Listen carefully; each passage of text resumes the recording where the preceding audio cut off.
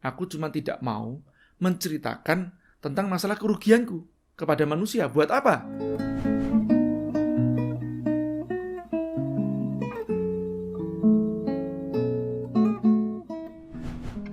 Tiga lingkaran Bob Sadino. Saya mendapatkan materi ini langsung dari guru saya, Om Bob Sadino. Hanya saja saya improvisasi pada saat penjelasannya menggunakan contoh-contoh yang lebih mudah untuk memvisualisasikan. Saya pernah menanyakan kepada Om Bob, Om, apakah materi ini original dari Om Bob ataukah dari tempat yang lain? Karena saya pernah membaca dari bukunya Pak Gede Prama kalau materi ini juga ada di tempatnya Pak Gede Prama. Terus kemudian Om Bob mengatakan, ya benar Jaya, aku ambil dari bukunya Gede Prama, hanya saja dengan makna yang berbeda. Nah, saya menjelaskannya dengan makna yang sama. Hanya saja dengan contoh yang berbeda. Baik, lingkaran yang pertama adalah lingkaran logika. Apa itu lingkaran logika? Ada hitam, ada putih, dan pembatas di tengahnya. Hitam putih ini merepresentasikan baik, buruk, kaya, miskin, untung, rugi. Saya tertipu oleh kamu yang menipu. Seolah-olah jika saya tertipu, berarti dia yang menipu. Padahal bisa jadi mungkin sebaliknya. Atau bisa jadi mungkin kedua-duanya merasa tertipu. Bisa jadi. Tapi garis merahnya adalah apakah pernah kita mengklarifikasi kenapa dia menipu kita? Nah, jika kita melakukan klarifikasi, maka kita akan masuk ke lingkaran yang kedua. Apa lingkaran yang kedua itu? Lingkaran yang ada garisnya, tapi warnanya sama-sama putih. Artinya apa? Baik itu menurut siapa? Jahat juga menurut siapa? Untung menurut siapa? Atau dari sudut pandang yang mana? Rugi juga dari sudut pandang yang mana? Kalau saya ketipu, siapa yang bilang? Saya bilang saya ketipu. Dan saya mengatakan Anda penipu. Siapa yang bilang? Saya. Apakah kenyataannya seperti itu? Bisa jadi. Apa yang kita lihat dia untung, bisa jadi dia rugi. Kelihatannya saja dia untung. Atau sebaliknya.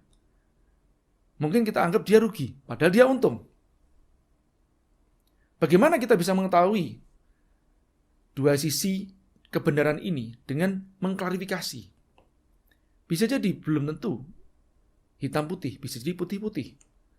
Contohnya, pada saat saya menanyakan, kenapa kamu menipu aku? Mungkin jawabannya dia bisa mengagetkan kita. Nipu kamu? Aku gak nipu kamu kok. Kamu kali yang nipu aku. Mungkin seperti itu. Atau, aku gak nipu kamu kok. Tidak berniat nipu kamu. Aku hanya pinjam duitmu, cuman belum tak balikin. Bisa jadi seperti itu. Aku gak nipu kamu kok. Kamu yang lebih dulu gak adil sama aku. Ternyata pada saat kita klarifikasi, bisa jadi mungkin putih-putih. Putih menurut kita, dan putih menurut dia. Bisa jadi yang kita lihat untung, belum tentu untung pada saat kita tanyakan, iya, aku cuma tidak mau menceritakan tentang masalah kerugianku kepada manusia. Buat apa? Bisa jadi dia rugi. Hitam-hitam mungkin ya. Atau putih-putih. Ya, tapi saya lebih cenderung mengatakan putih-putih sesuai dengan ajaran dari Om Bob. Jadi, pada saat kita bisa masuk ke dalam lingkaran kedua, kita mencari kebenaran dari dua sudut pandang. Dari kita ataupun juga mungkin yang disebut lawan. Mungkin belum tentu lawan juga. Mungkin dia teman yang kita tidak bisa pahami. Pada saat kita bisa melihat dari dua sisi, kita masuk ke lingkaran yang kedua ini, yang disebut dengan lingkaran bijak. Lingkaran yang pertama lingkaran logika, hitam putih. Lingkaran yang kedua putih-putih, masuk ke tempat lingkaran bijak. Memandang dari dua sisi. Lingkaran ketiga. Sebelum saya menjelaskan apa itu lingkaran ketiga, saya ingin memberikan suatu ilustrasi cerita supaya Anda lebih mudah memahami. Di suatu sore, di sudut pabrik, ada seorang anak muda memegang sebilah pisau di tangannya. Kemudian dengan isak tangis dan tangan bergetar, dia menunggu seseorang keluar dari pabrik tersebut. Dan kemudian ada seorang setengah baya menggunakan baju batik keluar dari pabrik menuju ke mobil. Siapa dia? Dia adalah pemilik pabrik tersebut. Dan anak muda ini, dia lari membawa pisau, kemudian menusuk si pemilik pabrik itu bertubi-tubi. Kemudian si pemilik pabrik itu langsung meninggal. Seketika di situ. Anak muda ini tidak berlari. Dia tetap terdiam di situ. Bahkan dia terduduk, dia menangis. Tangannya bergetar, berlumur darah, hingga pisaunya jatuh. Pasti dia tertangkap. Iya, ditangkap, kemudian dipenjara, jelas. Pertanyaan saya, siapa yang salah? Anda mungkin akan langsung mengatakan bahwa, oh, si anak muda ini yang salah. Ada yang mengatakan, oh, si pemilik pabrik yang salah. Pasti punya kesalahan, sampai kenapa si anak muda ini mau nusuk. Ya. Nah, bagaimana kita bisa mengetahui bahwa siapa yang salah, siapa yang benar? Nomor satu, kita harus investigasi kan. Tadi kita sudah belajar di lingkaran kedua, lingkaran bijak. Bukan sekedar lingkaran pertama yang kita menganggap kita benar dan dia salah. Sekarang kita sebagai orang ketiga yang tidak si A, tidak si B, kita mencari kebenaran itu, menginvestigasi. Ada apa atau kenapa, apa yang menyebabkan si anak muda ini menusuk si bos tadi. Anggap saja, saya adalah investigatornya. Dan kemudian, saya memberitahu kepada Anda, ternyata si anak muda ini dulu kerja di pabrik tersebut. Oke, terus kemudian, kenapa dia menusuk? Dia dipecat atau dikeluarkan. Anak muda ini pasangan muda yang barusan punya anak satu. Anaknya punya kelainan. Nah, kelainannya kelainan kesehatan. Yang pada saat itu belum zamannya BPJS, jadi masih membutuhkan biaya yang mahal untuk perawatan si anak. Si anak muda ini, atau pasangan muda ini, dia sudah mengeluarkan semua duitnya, menjual bahkan perabot dan motornya, terus sampai ngutang ke sana kemari, terakhir juga ngutang ke perusahaan sudah, dan dia mau minta utangan lagi ke perusahaan untuk operasi, yang dikatakan ini adalah harapan satu-satunya bagi si bayinya dia. Nah, tapi perusahaan mengatakan begini,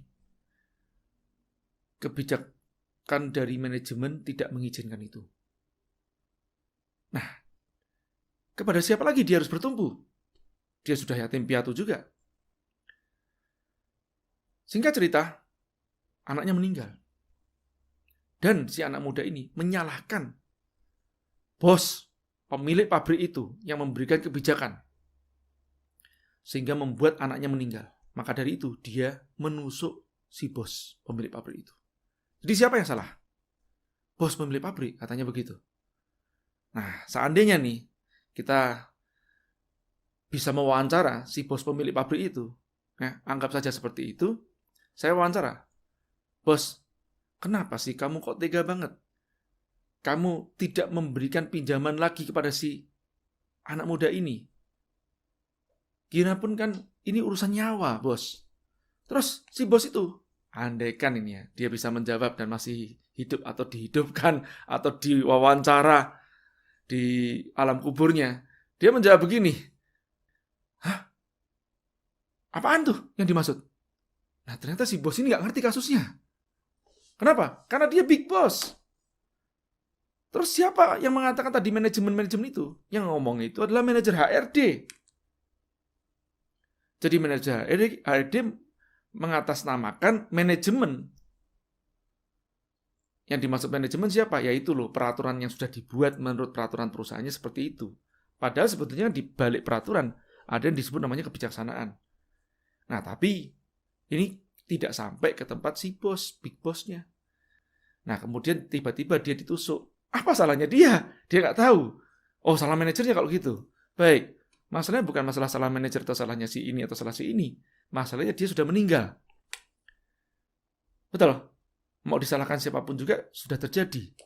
Oke, sekarang saya ingin menanyakan kepada Anda. Untuk masuk ke dalam lingkaran ketiga, pertanyaan saya. Kejadian ini adalah kejadian baik atau tidak baik? Akan kembali lagi, buat siapa? Dan bagaimana cara kita memandang? Katakanlah, buat si keluarga korban nggak salah. Mau dia nggak benar-benar ngerti.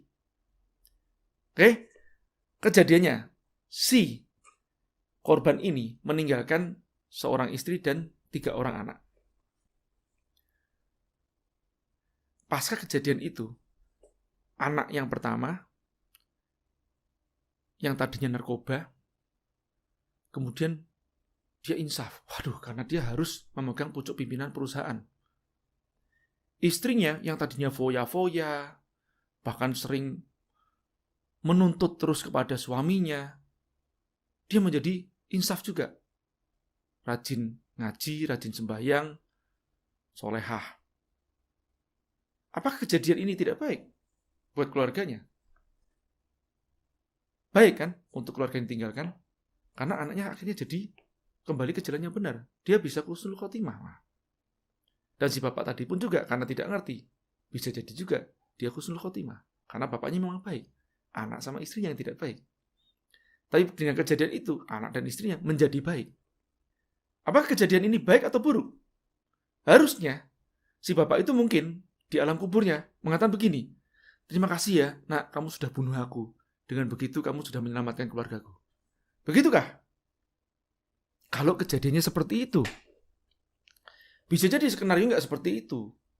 Tadinya mungkin si anak bapak itu soleh, istrinya solehah.